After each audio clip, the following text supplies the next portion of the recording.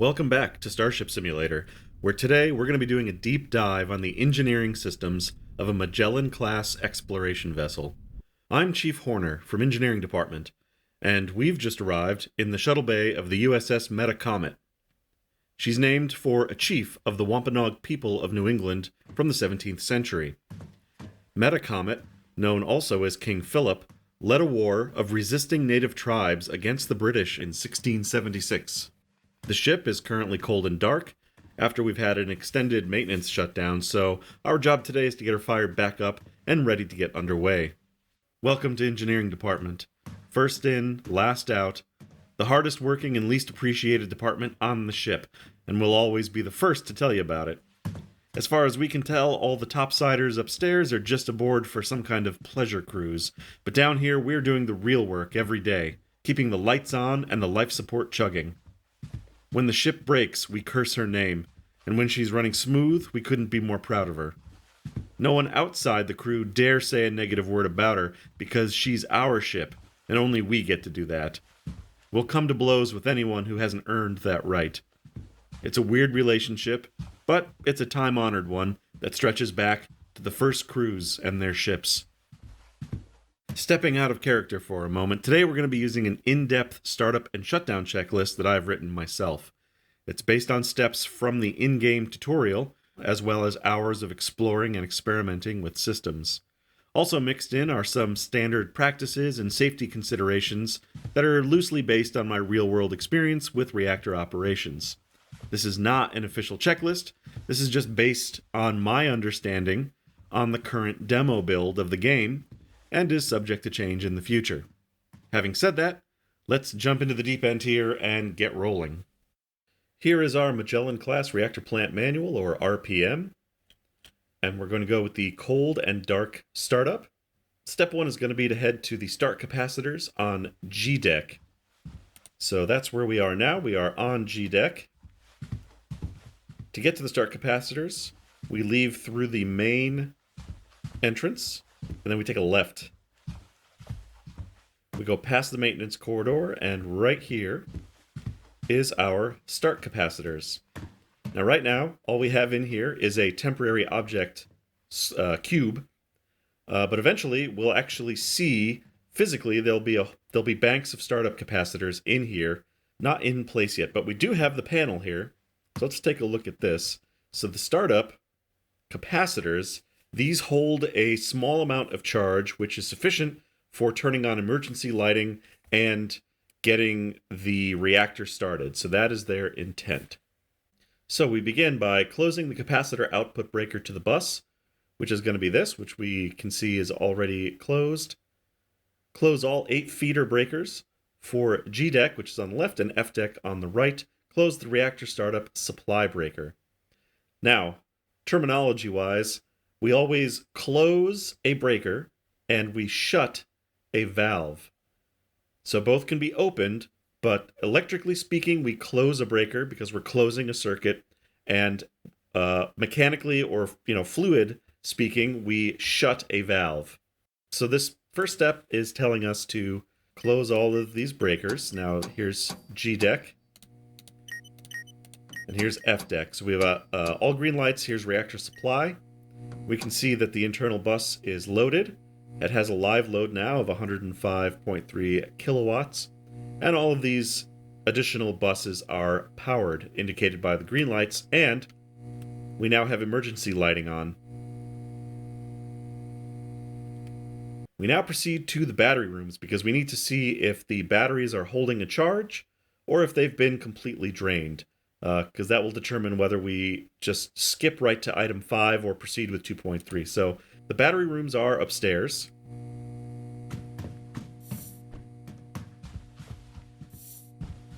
Let's take the maintenance tunnels here real quick.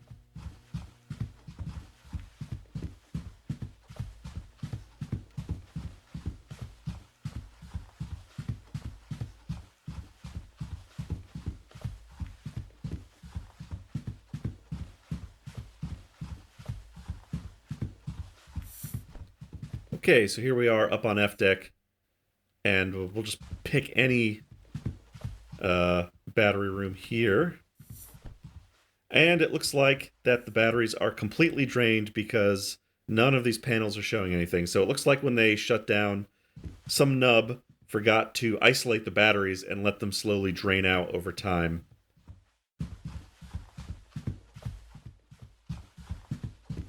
Not a huge deal, it just means that we'll have to make the startup with emergency lighting on and not be able to switch over to battery power to run the starting systems.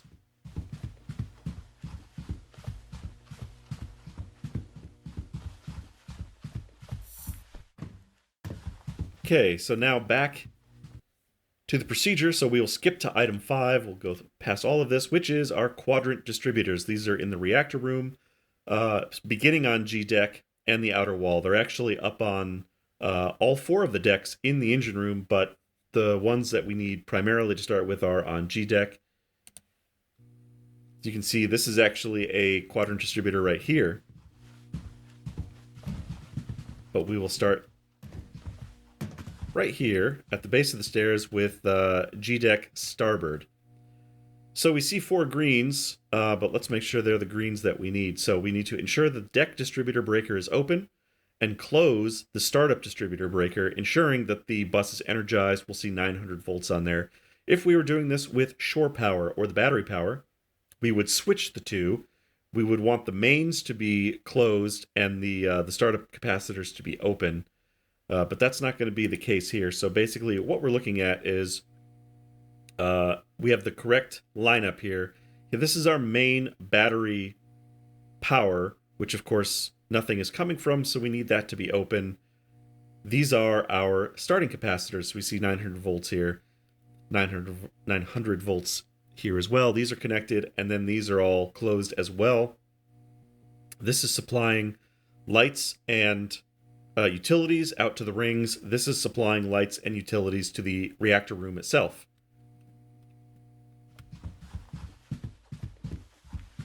Now there's 4 of these, so we move on. We have 1, 2, 3, 4 greens. That's the aft distributor. Here's our port distributor, 4 greens.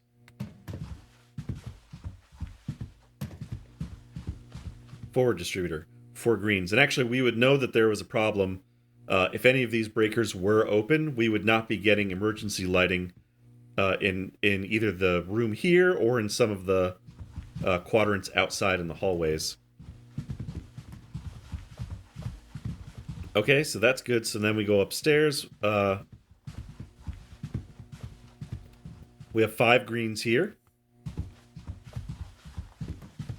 Basically, we're looking at the same thing. 5 greens here. 5 greens. Bus is energized. 5 greens, bus is energized. Only F and G deck have the startup distributor breakers. Above this, starting or beginning with E deck, they have the same distributor, but this particular breaker is a spare only. It's unconnected, so you always are connected to main battery power only.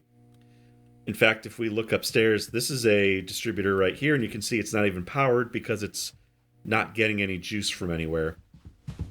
So when we're doing a capacitor startup, it's only the F and G decks that are powered by those capacitors.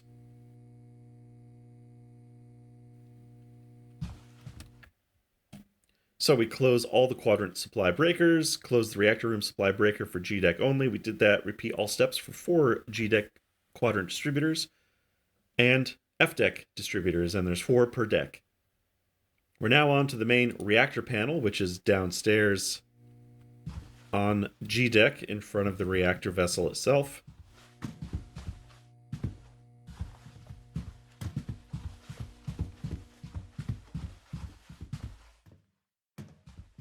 We can see here that we are getting power to the panel by the fact that it is displaying anything.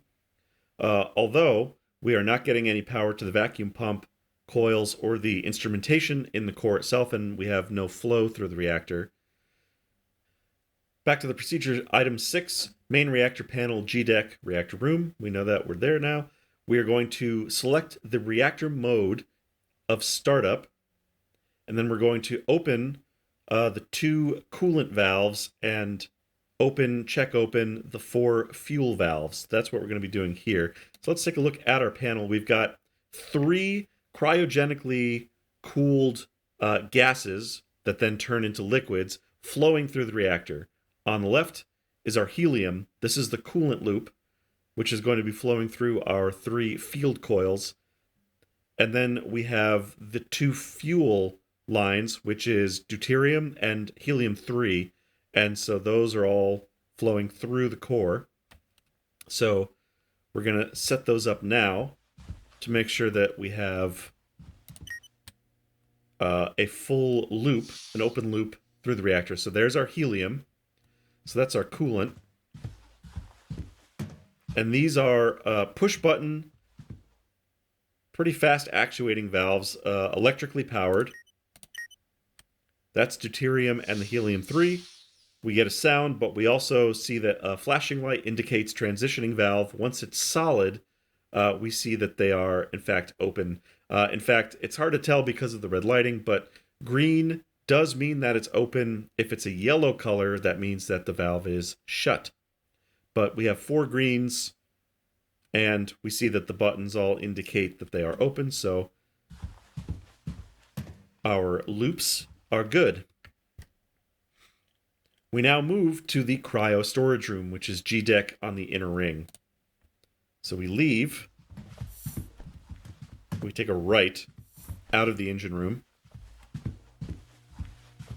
Now the cryo storage room, you can actually get there through F deck as well, because it is a 2-story room.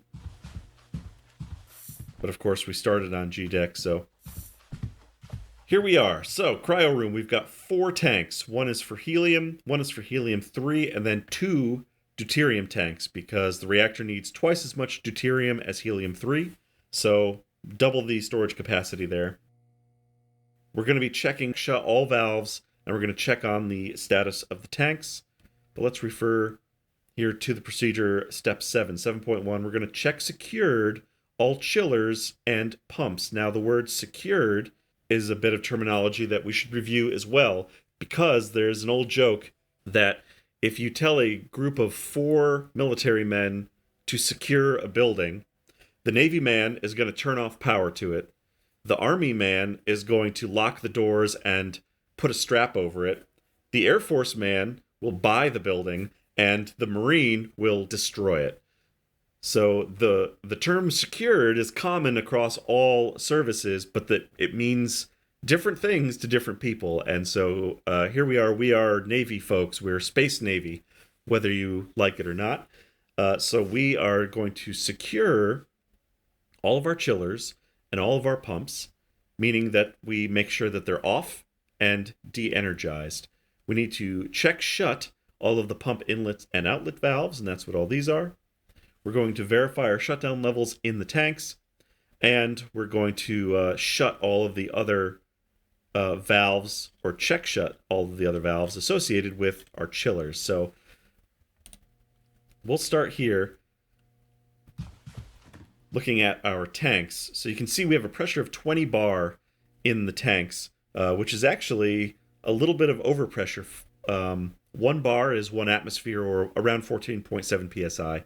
And so despite having 0 level in the tank, we do have 20 bar. So it may just be that this is the remnants of the gas, or of the super chilled liquid that was in here is now evaporated to gas. So perhaps that is what is pressurizing our tank. But we do have a 0 level, and we have a room temperature of 293 Kelvin, which is equivalent to 20 degrees Celsius. So it's about 68 degrees Fahrenheit. So basically it's what in aviation we refer to as a standard day temperature. The helium-3 tank also has the same measurements, and the deuterium tanks also as well. Looking at the pump here, we verify that the pump is off. It says offline. And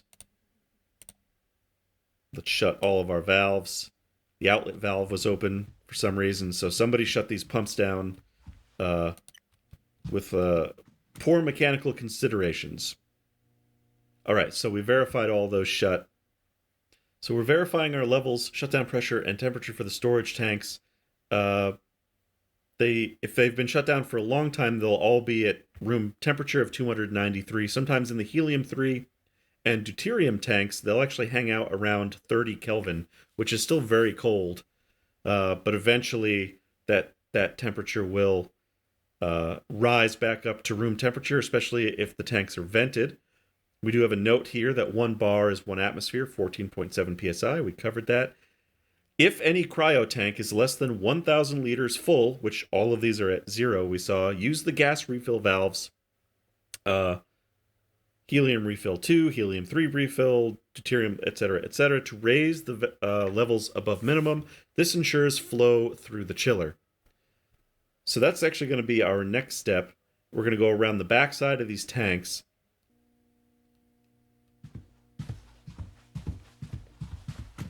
So the refill valves are these fellows along the back wall here. And these are connected to the gas collection devices located on the underside of the hull out in space. At the moment here in the demo version, they basically have an unending amount of gas. They're just set up to autofill all the time. Later on, in the real game, you'll have to find places to fuel up. So maybe on the outer fringes of gas giants, possibly in port facilities. You may have to purchase or order a fill-up. Right here and now, let's assume that we're docked in a space station and we have an outside gas connection. So what we're going to do is we're going to open up the 4 valves, and then we're going to get these tanks up to at least a minimum of 1,000. Now let me just break character again, just to say real quick that the game will allow you to do a startup with nothing in the tank. In fact, it has you start the chillers first and then add gas to the tank. But I think more likely we would want to put a little bit of fluid and gas in here first to make sure that we have enough pressure head coming out of the tank and it begins the recirc flow. And we'll see some indications for that. Otherwise, we get a lot of zeros. So this is just personal preference, but you can just start up with nothing in the tanks. But per our procedure here, we're going to go ahead and open these 2 refill valves. Now this is helium 3. You can see we already have up to 500 liters. There's 1,000. You can see you got a little bit of a blue marker here.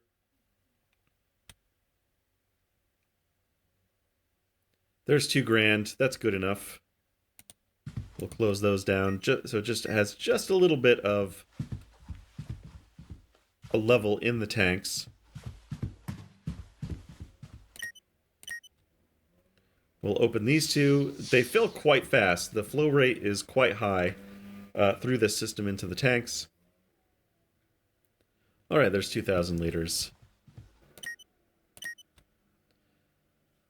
So now that we have filled the tanks, we now check shut all gas refill valves, and that is the 2 heliums, the 2 deuteriums, and we check shut those. We just did them. And we check shut these. Those are, in fact, closed. All right.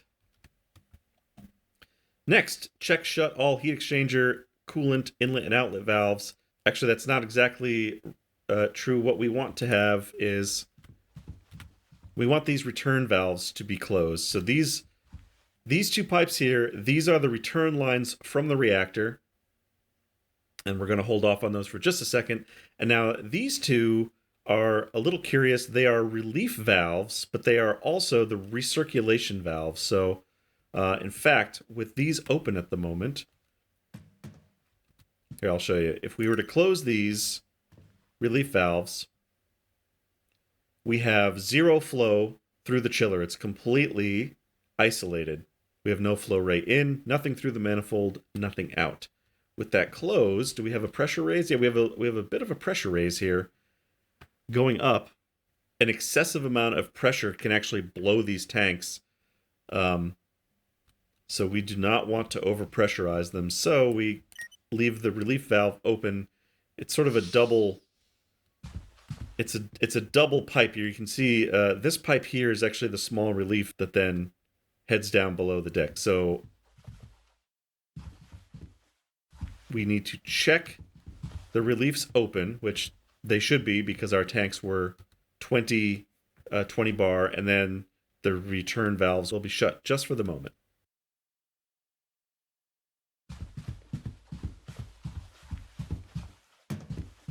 So we check open the tank relief and recirc valves, which we just did. Those are open. So we're now going to start the helium chiller. This is 7.7. We begin by checking open the recirc valve HERLF01. That's helium relief valve 01, and that is in fact open. Check for recirculation flow through the chiller. Generally 10 liters a second if storage tank is holding gas. If the tank is empty, we will see no flow, which I think we saw before. This is actually a range. It can actually go from 0.10 liters a second all the way up to 10. So we're actually only showing 0.10 at the moment, but that can be as high as 10 full liters in just recirc mode. I think depending on temperature, as temperature changes, and maybe fill level also probably has an impact on that. So we open this, we check that we have a bit of flow, and then we're going to power on the chiller. And what we're going to be looking for is we're going to ensure correct operation by observing flow through, some pressure, and 3 Kelvin output. That's the main thing, is we want to make sure that we're actually cooling down to the design temperature for this particular gas. And so let's do that now. So the pump comes online. We have flow, we have the pressure, which is matching the tank, the pressure at the moment, and temperature is 3 Kelvin going out. And if we look over here at our tank, you can see that the temperature on the right there is now dropping from room temperature down to 3 Kelvin, which is really, really, really cold. The chillers here, interestingly, there is a pump associated with it, but it is not pumping itself. The chillers, the technology for the chillers actually is based on some real cryo tech that's available today, and it's a process known as magnetic refrigeration. And it uses something called the magnetocaloric effect, basically using a magnetic field passing a substance through it of a certain material, and then it causes very extreme temperature drops. This effect was actually observed as early as 1881, and the first usable unit, was built in 1933. So it's actually a very old, this is pre-World War II technology, although of course here on the ship it's much more advanced and refined. But that's the basic idea behind these chillers. So when we power them on, we are engaging an electromagnetic field, which is then cooling the material, the fluid passing through it. So turning gas into a liquid state here. So here the tank is down to, we're right around 3 Kelvin, and we'll see that fluctuate up and down as it goes. So now we observe this 3 Kelvin output. We are now that the chiller is confirmed operating, now we will open the coolant return valve, helium return O2, which is our reactor return line. So we'll get that open.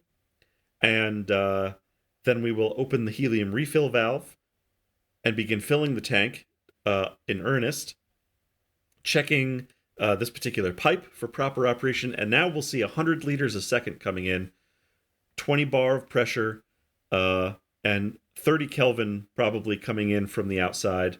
And then we look for a combined output of 110, or probably in our case, 100.10, 20 bar, 3 Kelvin. So yes, so we confirmed good operation. We'll open that return valve. We see here, because the cryo pump itself is not running, we have no flow rate. But now we will open helium, refill, O2.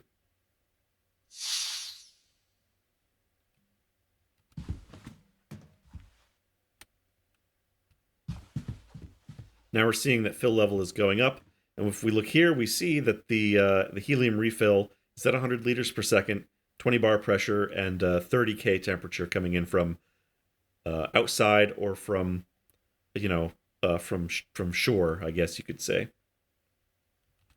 While that tank is filling, we now move on to the helium-3 chiller. And this is going to be the same process where we're going to open the recirc valve, we're going to energize it, we're going to observe for proper operation, we'll open up the return loop, and then we'll begin filling that tank as well. So we check our valves. Those are good. We've got a little bit of recirc flow through the unit. We're now going to power it up.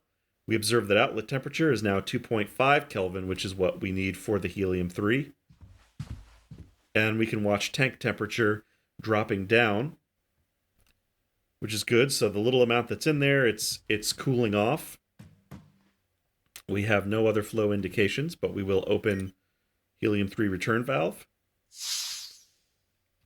And then we will open our fill valve.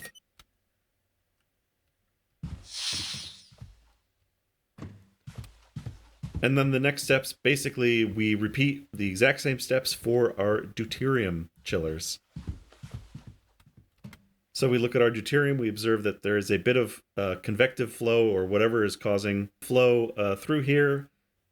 We're going to power it online.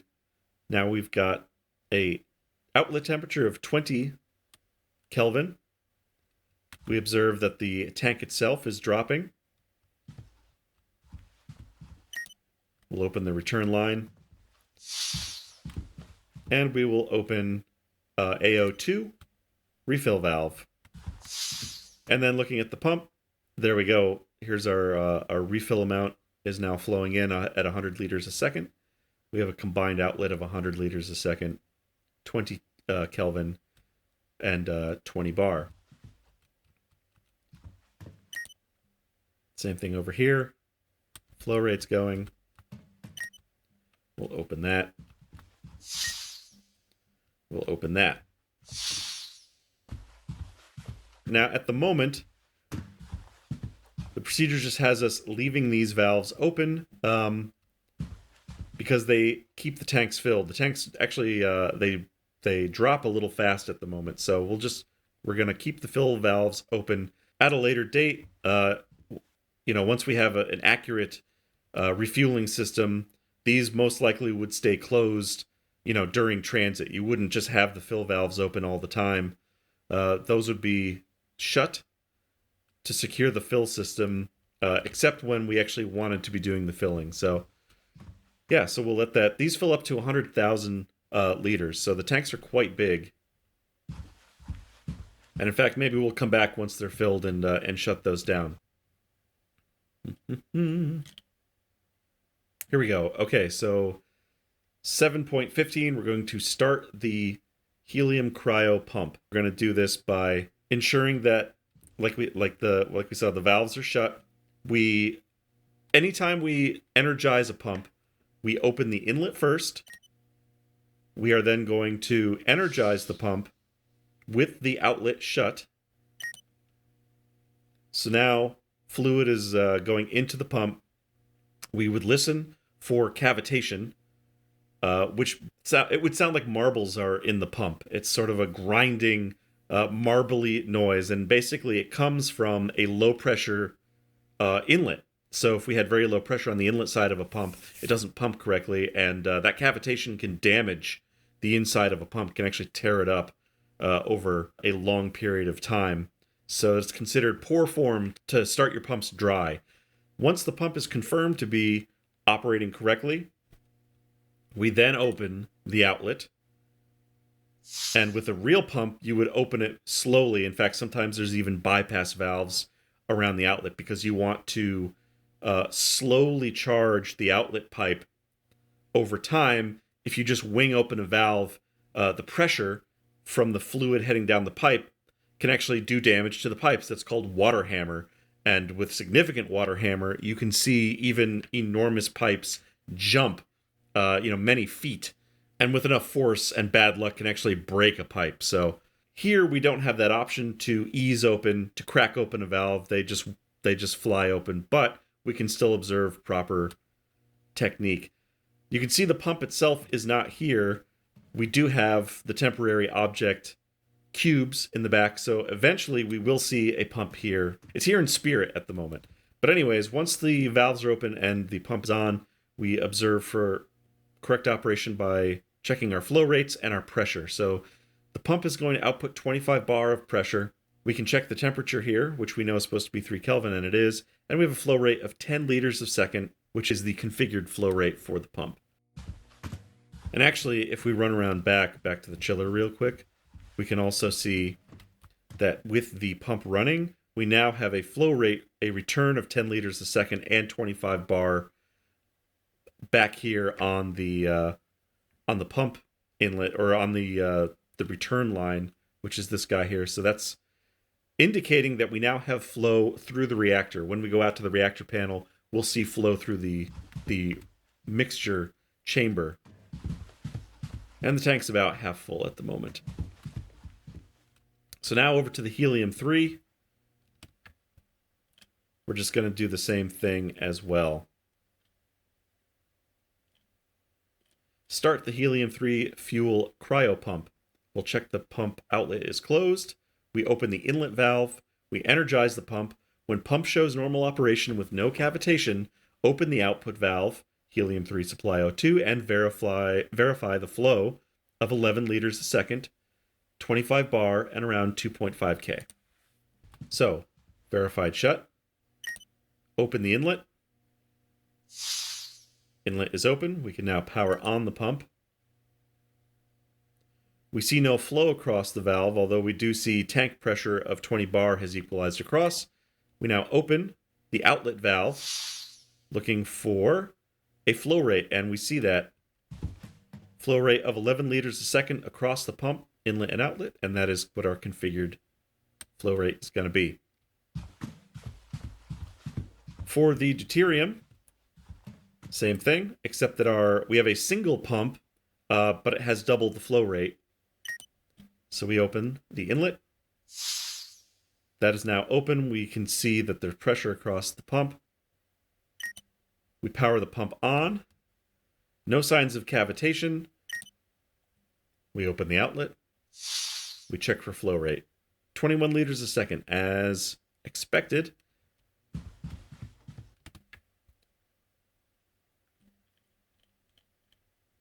So, yep, when pump shows normal operation, no cavitation, we check our flow, we verify flow, and that is all good. So that concludes our time in the cryo room, with that exception of perhaps coming back and shutting the fill valve once these tanks are up to the brim. But for the moment, we head back to the reactor room. All right, so back at our main reactor panel, let's just observe that what we have done has made a difference. We can actually see that there is flow rate. We've got our 10 liters a second flow rate, 25 bar of pressure through the field coil coolant system.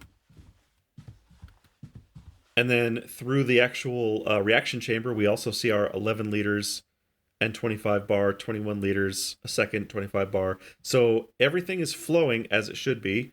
We simply have insufficient vacuum, and the field coils are off.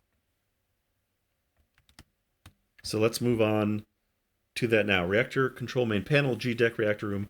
We verify the reactor coolant and fuel valves are open. We did that. We could check them again. We now want to energize the vacuum pump, and we're going to verify that internal pressure drops to less than 10 nanopascals of pressure in order to sustain the reaction. So here's our vacuum pump. We'll start that, and we observe that internal pressure begins dropping awfully fast, actually. And we're also going to energize our field coils, and we see that field coil strength is now 20 T. What is that, tons? That might be tons. I'm actually not sure what that unit is. Back to the manual, though, we see we're at 8.2. We energize the vacuum pump, right? We check the coolant loop temperature, And when it's less than 20 Kelvin, we can energize the field coils. And of course it's down at 3 Kelvin, so we're well below the limit. We're now on to 8.4, which is our reaction chamber final checks. So this is it. This is our last check before we fire this puppy up. So let's put that over there. So we check the deuterium flow in pipe D supply 06 as 21 liters a second, 25 bar, 20K. So basically we're verifying that these are flowing. We verify that the helium-3 is flowing at 11 liters a second. Ensure both fuel flow outlets show equal flow rates to indicate no blockages through the reaction chamber. And they do. They're the same on both in and out. Check internal pressure is approximately 1 nanopascal, never to exceed 10 nanopascals. And we're down here at 1. Nice and solid thanks to the vacuum pump. We check the field coil temperatures are at 3 Kelvin, never to exceed 20, which they are. And we check reactor power is set to 10% for safe startup, which it is. At this point, we can initiate the reactor startup. When we do that, we're going to monitor the fuel lines for abnormal pressures or temperatures. We're going to see that there's a very slight drop across the chamber. At only 10% reactor power, we're going to expect a very slight 1 to 3 liters a second drop across the core. At 100%, we can expect a flow rate to be as low as 2.6 liters a second for the deuterium and 1.8 liters a second for helium. So we'll see a much more significant drop at high power, but a very low drop at low power. So we are ready to go. Final checks are complete. The reactor is in startup. Everything is good. We're going to initiate this bad boy. Here we go.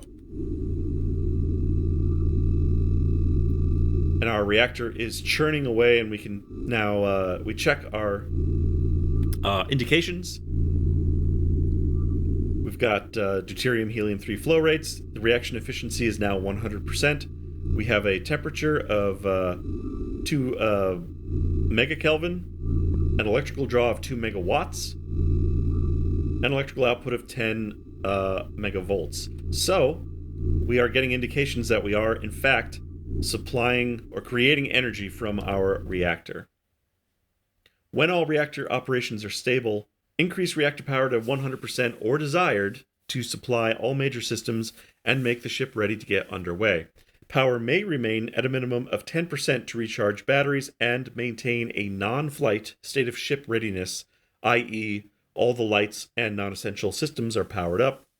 We're just not ready to fly anywhere yet. At this point, switch the reactor internal bus to supply to connect to the main power grid. So we're going to leave power at 10%. We're now going to disengage our starter capacitors and switch over to our main reactor feed. So we select supply, the breakers switch. Now you'll notice that the lights did not change because we have a couple of things that we need to do first. We start by heading to the reactor output distributor. This is on G deck, starboard bulkhead. For reference, the aft end of the ship is where this little bulb in the back wall is. This is actually the turbolift shaft. So that runs along the aft part of the ship. So even though everything is circular, you can actually get your bearings by finding the turbolift shaft and knowing that we're now looking forward. That's port side over there, and this is starboard side. So the main controls for the reactor is actually not along the center line of the ship as it kind of feels like it should be. It's actually off on the port side. So that's how you know. You can also tell by the staircases, the ladder wells, or the ladders here are, I mean, these are actual stairs, I guess. So you could call this a real staircase. This is not a naval ladder, but the stairs are in the forward part of the reactor room. But here's our reactor output distributor. And what we have going on here is that the reactor is now feeding into this internal bus, but it has no load yet because none of the other breakers are closed to actually supply them with electrical power. So we verify that the main reactor feed breaker is closed which we just did. We've got a green light there. We're going to close all 5 high voltage supply breakers. And we're going to verify that those systems are energized by observing the monitors coming online for each system. At low power, which we're at, weapons, shields, sublight, and FTL engines can remain de-energized for non-flight readiness. And then we'll go to the main battery distributor next, because that's going to be the thing. So we start, well, I guess we can start on any side, but we're going to connect to the battery distributor, which is now going to come online over there. In fact, we'll just connect all the subsystems as well, and you can see the displays are coming online for each of those systems. And depending on how the plant was shut down, all of the reactor main bus breakers should be open at the moment. But if you're doing a cold and dark new game, these might be open. So perhaps before powering these buses up, maybe putting the reactor on 100% to ensure that you're not going to overload it right out of the gate would be a good thing. But we can see here that these subsystems are powered down still, but we do have the displays up. Now this is the one that we need to get to next. This is the main battery distributor. And we're going to verify the reactor output breaker is closed. We verify that the shore power or external power and the emergency power breakers are open. And then we're going to close all 8 battery charge supply breakers. So what is that telling us? Basically, we want to ensure that we are on the correct main input. So whether we're on shore power here through the external feed, or whether we are on an emergency solar array input, we would want to make sure that these breakers are closed. Reactor output would be open if we were offline, but we're in normal lineup here, so the reactor is supplying our internal bus. These guys are open, so no power is coming in from there, and then we're going to connect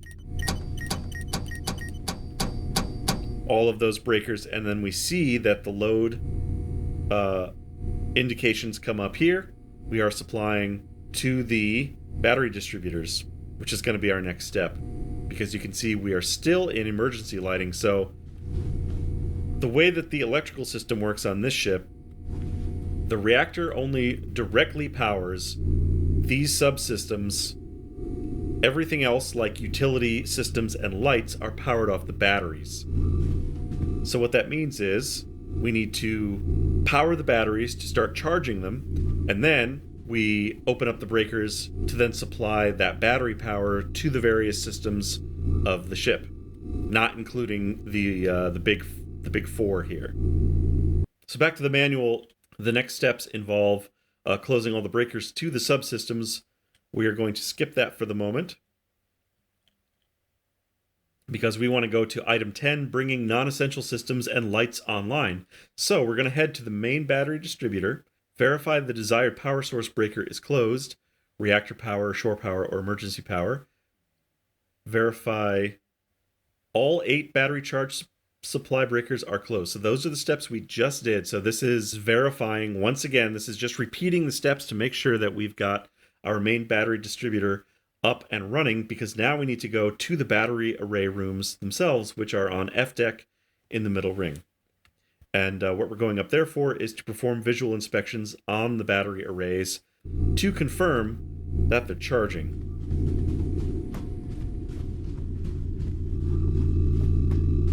So we close those breakers on the distributor. So now when we come up here, we have to go to the outer ring.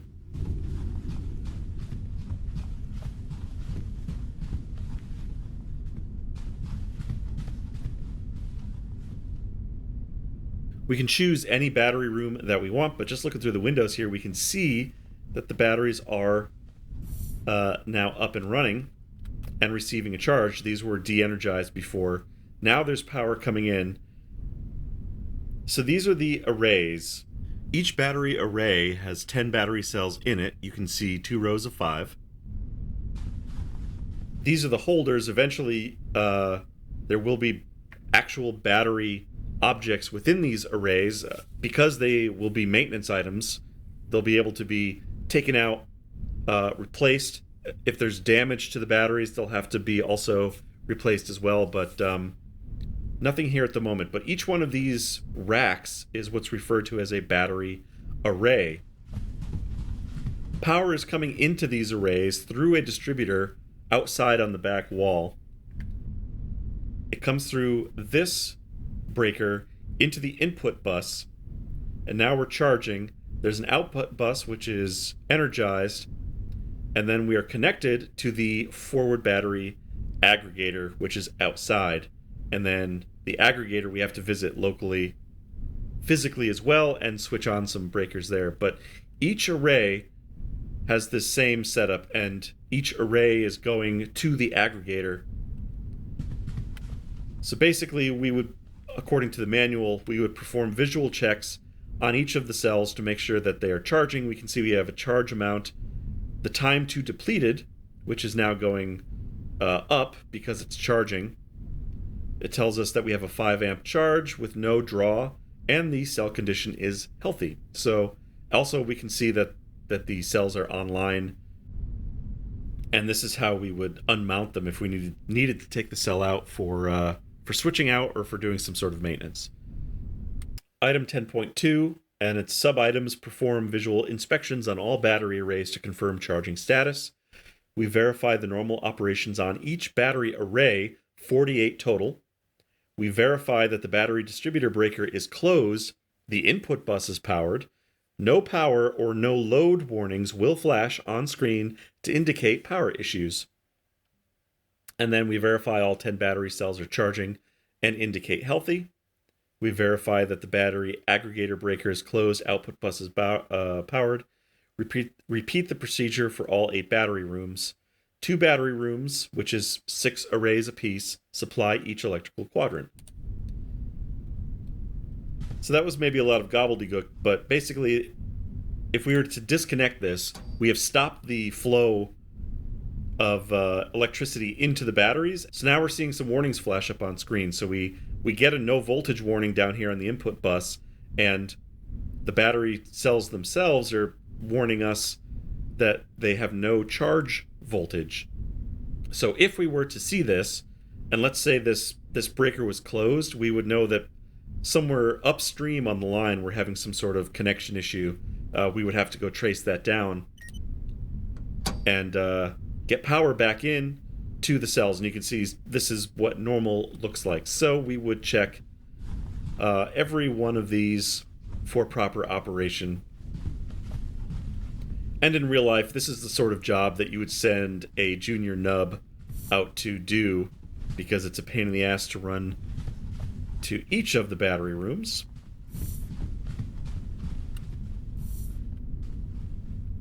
So we'll do this. I'll check all of the battery rooms, and we'll come back. We'll meet back up in the... Let's see, what's our next spot? Should be back... Oh, we're head out to the maintenance corridor. Okay, so I'm going to check all these batteries, and then when I get back to the forward array, we'll head out to the maintenance ring, maintenance hallways, and look at the aggregators. For those who work on the Metacomet, she's known to us as the Big Hook. Our old XO accidentally coined that one when he was giving what he thought was a rousing speech to the crew. He ended up feeling a little too poetic and tried to describe the ship flying through the stars as a majestic lady of the night. A faceless voice from the back of the ranks yelled out, "That's one big-ass hooker." Well, after that the name stuck, the Big Hooker. Later it was shortened to just the Big Hook, and that's what we call her, sometimes out of affection, other times out of frustration. Well, after that, the XO headed out for engineering department. We had a rough time for a while. He couldn't prove it, but he suspected it was one of our guys who had yelled out. Honestly, it probably was. Our department has a bit of a reputation for not always giving certain officers the deference they think they deserve. Now, it's never insubordination, and no one ever refuses an order, but let's just say, if they think something is a poor way of doing business, you're gonna hear about it. And if there's a joke to be made, someone's gonna make it. Actually, before the Big Hook, the ship's nickname used to be the Vomit Comet, after the galley accidentally gave the whole crew food poisoning a few years back. Dark times. Okay, so that's all of the batteries checked. We're now going to head out, you can actually see here, to the maintenance passageways, which are on the very most outboard side of the battery rooms. We access those through these smaller doors here, the maintenance access hatches. So we're going to head out there. Open, please.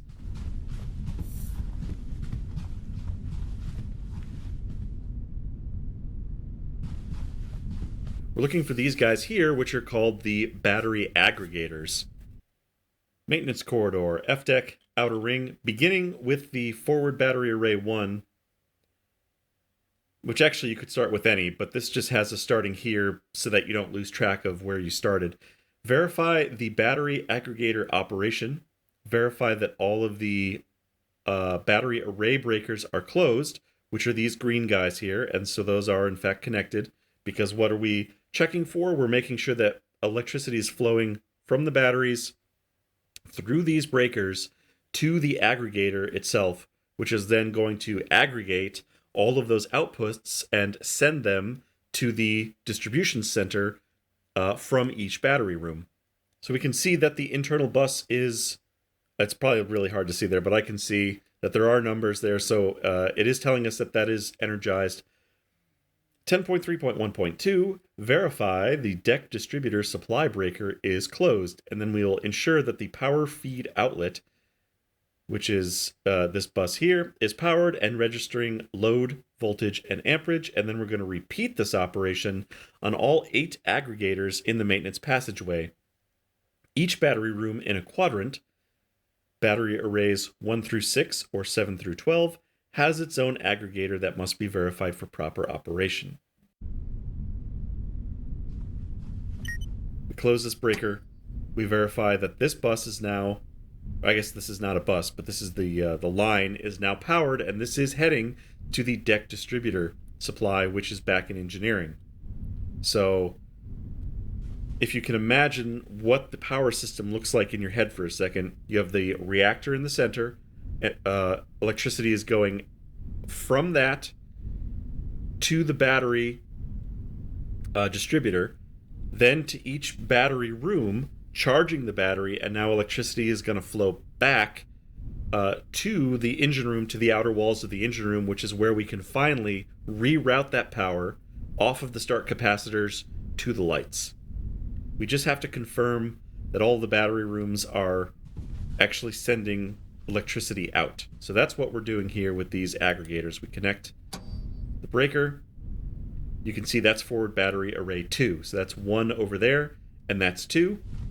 And actually, if you look at this, these are forward battery arrays 7, 8, 9, 10, 11, and 12. So it's 1 through 6 over there in that battery room, and then 7 through 12 in this battery room. And then those are the 2 battery rooms that supply the forward quadrant. Now these are the input lines into the battery rooms, and these should all be connected. If these are not connected, then we would not have been seeing power coming into the battery. So this would be a thing to check. If you're getting those no load, no voltage warnings, even though the breakers are shut in the battery room, come out here and check the inlet distributor, because one or all of these breakers actually might be open, or the main might be open. So these are inlet distributors, which are different from the output aggregators. It's a little confusing. Actually, it's a lot of confusing. And it took me a little while to realize why we didn't have to visit every one of these panels out here, but it's because some of them are inputs and some of them are outputs. And when we're in cold and dark, we close the outlets in order to secure the electrical system to the rest of the ship. So those are connected. And that has a lot to do with the way that electrical systems operate, wherein you don't want to start up the system and just have one breaker connect to the entire ship, because you can cause problems if you overload the system. Basically, if you're connecting to an electrical system that is fully loaded, you can blow out the system. Now, I'm not an electrician in any way. I was a mechanic, so I can't tell you why exactly, but basically you don't want to overload the system right out of the gate. You want to start connecting loads from the inside out. Think of a spider web with the reactor and the main distribution center at the center of the web, and then you want to start adding loads incrementally as you go out from the center, and that kind of gives you an idea of what we're doing here. Where are we at? Forward battery away? Okay, so we're back at the forward battery. Oh, that's the distributor. Let's just make sure that we have gotten the aggregators, but we are back in the forward quadrant. This is where we started. Okay. So we're good. So all the aggregators are taken care of. We now head back to G deck, the reactor room, the outer bulkhead, for our deck distributor panels. And by the way, I would like to point out that this is taking a really long time. Once we've done this a couple times, we fly through this because you know what you're doing, where you need to go, and the checks are much faster. This is a very drawn-out process because we're stopping and explaining a lot of the steps, which is not a thing that we would be doing in a normal startup. So this is what we need now. Our deck distributors, one for each quadrant. Again, as always, we can now see that we have input feeds from our two aggregators for whatever quadrant we're looking at. So this was starboard. So these are the starboard battery aggregators 1 and 2, which we just clicked those on. We should have power coming through these two breakers into the internal bus, and we verify that by looking to see that we've got 240 volts, but there's no load because nothing is connected here yet. And depending on how you shut down or how you're starting up, some of these might actually be open because we might be supplying power to lights and supplies and utility systems, but in this case, from this cold and dark startup, nothing is connected yet. So 10.4 deck distributor panels. On forward quadrant deck distributor, well, we're on starboard, but it doesn't matter. Close both battery aggregator input feed breakers, which are these guys here, which we just looked at. Those are closed. We have green lights. Verify the internal bus is energized by checking voltage, which we saw it was. Close the deck supply breakers for each deck in the quadrant. Verify the no load warning clears from the internal bus. So we'll do that now.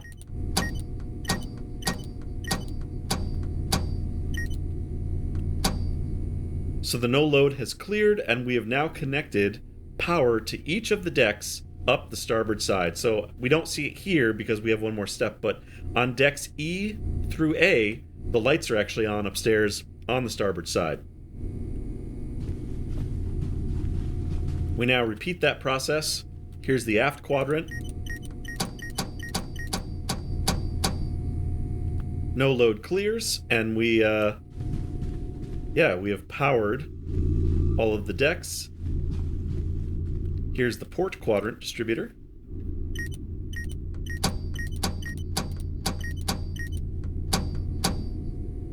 We also verify that power is flowing through these outputs. They do light up.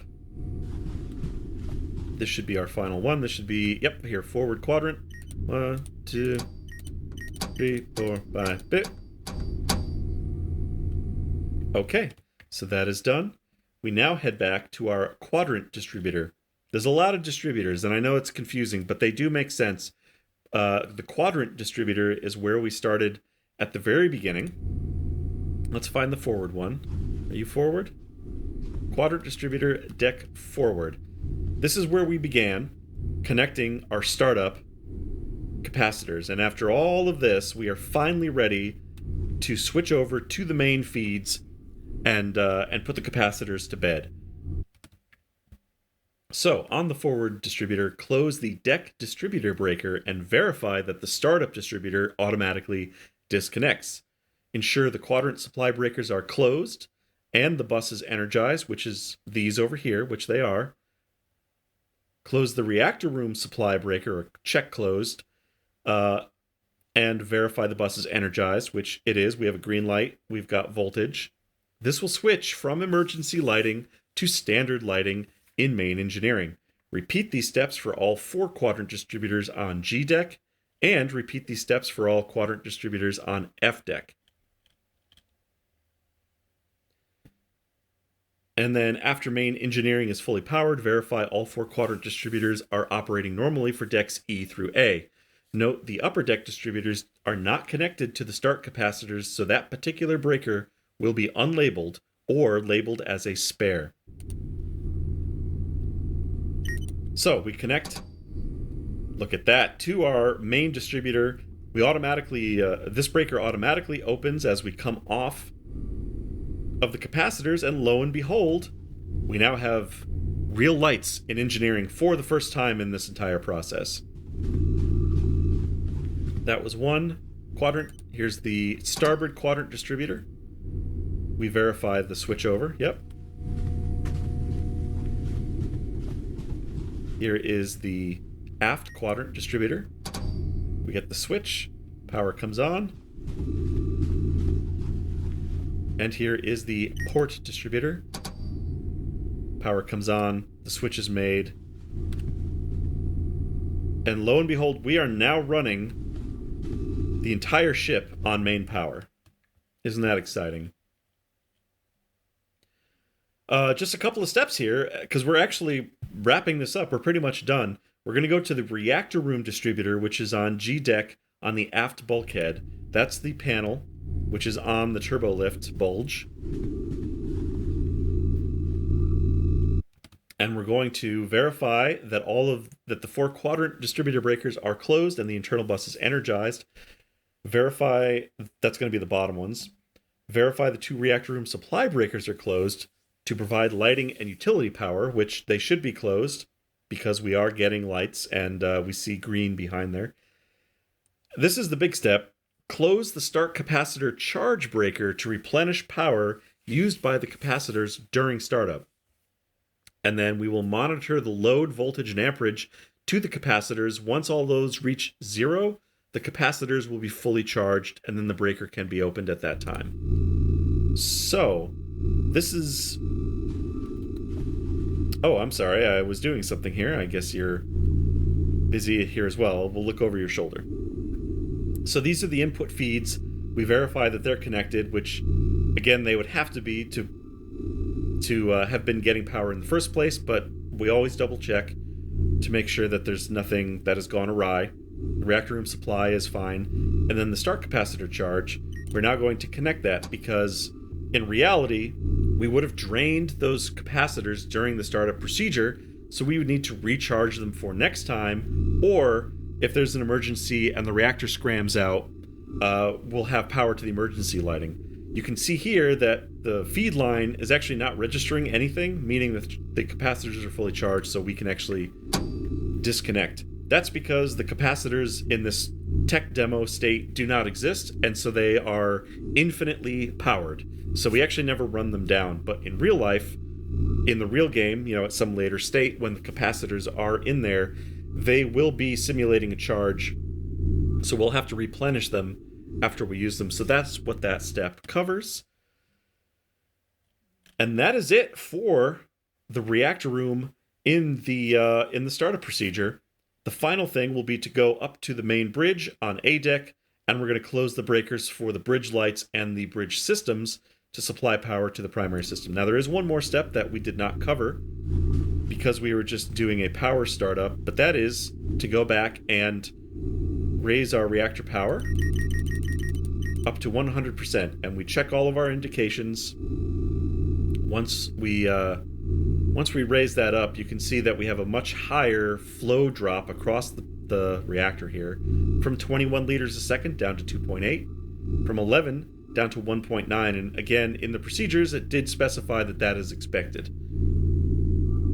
But we check all of our other stuff. We check our temperature to make sure that we're not overheating. We can go up to 110% reactor power.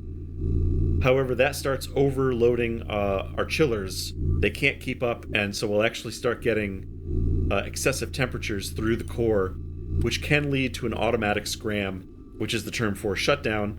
Then you're in a casualty. Then you're in an unexpected shutdown casualty, and you'll have to take the appropriate steps at that point to get main power back online.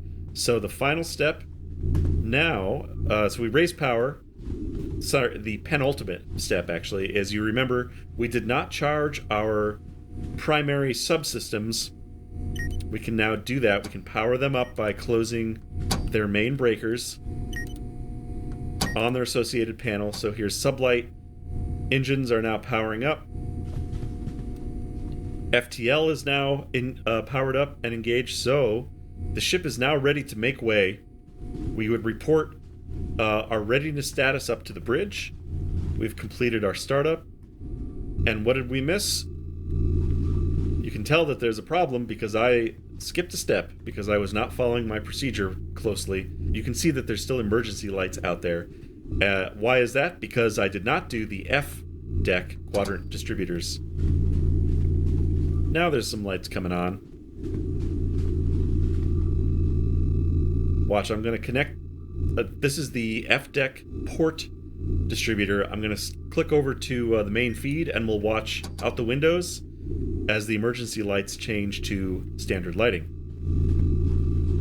So this was a step that I missed in the procedure. It just followed the step doing it for downstairs. Okay, so now all of the decks are on standard lighting. We are good to go. We'll head up for the very final step, which would be actually not our responsibility as engineers, but since we're the only ones on the ship at the moment, now that the ship is powered up, the crew will start making their way up from the planet and making preparations to get underway. So since it's just us, I will head up to the bridge and be nice and turn their systems on for them. You can see everything is dark. Here's our final step, is turning on the bridge lighting. Everything comes on as expected, and then the hardware. And now all of the systems are powering up. The ship is now good to go, ready to make tracks, go exploring. So that concludes the in-depth cold and dark startup. And I know that was a lot, and that took a long time, and there's definitely a lot of confusing things about that procedure. Some of the distribution panels seem very similar. The deck distribution and the quadrant distribution panels, they are easily confused with each other, and it's just a matter of getting to know them and realizing what the breaker layouts look like. That helps you visualize where they are in the distribution center, and so what job they're actually doing, and at what point in the procedure we actually flip those breakers. That's kind of the only way to just start getting used to it. I had a hell of a time differentiating between the two. It just seems like there's 1,000 distribution panels along the outer wall of the reactor room in here, but once you work them a bunch of times, you start to recognize what they are and what they're doing. Oh, you know what we're gonna do? We're gonna go close those fill valves on the cryo tanks. That's gonna wrap it up for this video. Originally, I was gonna do all the procedures on one video, and I think that's just too long. So why don't we call it here, and we'll come back in some additional videos and do a couple of other procedures, because we want to do a shutdown, and then we also want to do a shutdown to battery power, and then bring the plant back up on battery power. So from all of us here on The Big Hook, the best of luck to you out there with all of your reactor startups and shutdowns.